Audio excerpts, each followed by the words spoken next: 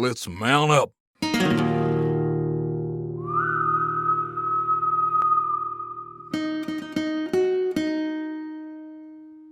everyone, it's October 29th, only 2 days left. Crazy. We gonna get it done? I don't know, we'll find out, but let's get to it for today. Alright guys, so I'm doing a little bit of testing here with a target. I've set up a circuit on this one.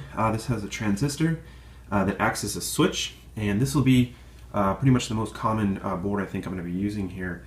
In this case I've got a little electric solenoid hooked up to that. Basically what it does is when it applies power to that, it'll move the pin there. So what I've got is, I've got this little bell that we have, and I hooked it up here. So I want to show you how this works. Take the gun out, see if I can aim here and film at the same time.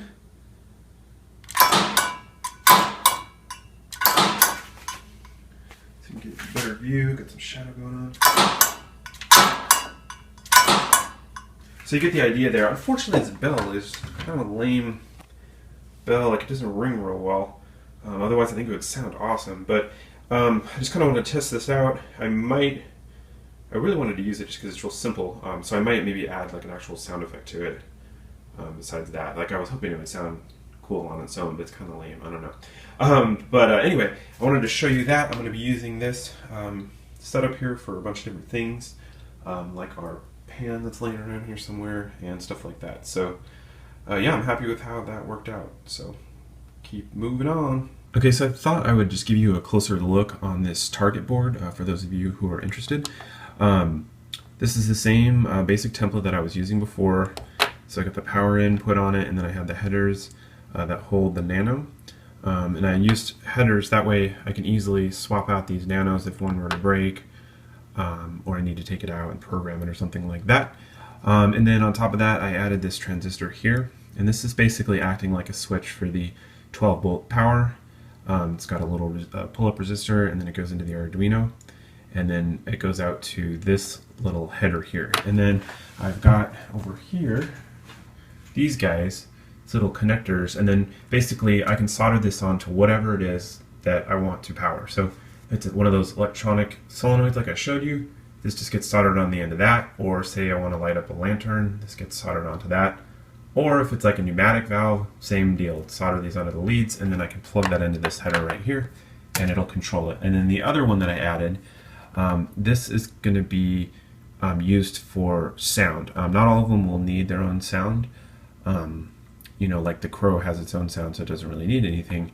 But what will happen is I'll use these same little connectors, solder it on to a cable, and I basically need two wires, one ground, and then one goes into the Arduino here on pin 8. And then this will run back to another Arduino that's hooked up to a Raspberry Pi, and then I can use that to trigger the sound effects, basically. So it's basically almost like a sound board, like a trigger. It's like a sound trigger board.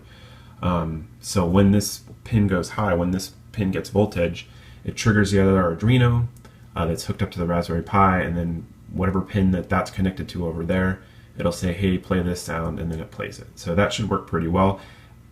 It's a lot of extra wires that I have to run, but I couldn't really find another way to do it that made sense. Either way, I was going to be running wires, because the other method would be to create like a whole network and all that. So anyway, I've been rambling on about this, but I just wanted to show you for those who are interested and wanted a better look at that. Lots of soldering. Alright guys, so here's an example of the controlling the same target board controlling a lantern. Now I don't have this programmed right. It's still programmed for like the little solenoid, but I just want to show you the concept here. So if I shoot it and you watch the lantern, see how it turns on there? In the gallery, what I'm going to have is the lantern will be on, and then when you shoot it, it'll go out. So, but yeah, the same little circuit board works great for the lantern too, so that's good. Alright, so update on the spinning wagon wheel idea. Yeah, it didn't work. I got the dowel, I drilled it out, found this nice little pin here at Lowe's, but it's definitely not strong enough. I should have thought about it, because, like, I mean, think about it. With a regular fan, you can stick your hand in there and stop it. So there's not a lot of torque or whatever So when I put the wagon wheel on, it just sits there. So, and really, it's just super. It's a little bit wobbly. But what we might try to do is use it to spin a hat on the wall, maybe. Or we were thinking, take it out of here, take this motor out, and then mount it in Skeleton's head, and then make the hat spin on the head. But then the problem is, like, it's not gonna. It'll be all like I can't make it go back straight, which I think would be kind of how you want to do it. So I don't know. That was just something we were thinking about. So I was kind of disappointed it didn't work for the wagon wheel, but in the future I could probably get a stronger motor and do a similar idea. So, but it was worth a shot. All right, so we have more targets up, which is good. Now there's a grand total of 4, which is better than 1. Although in thinking about it, we may just end up trying to shoot for like, unintended, shoot for like 10 this year. I think that would be pretty good. But anyway, so we got the pan here. Let me see if I can show you these things. Get the gun. Here's the pan.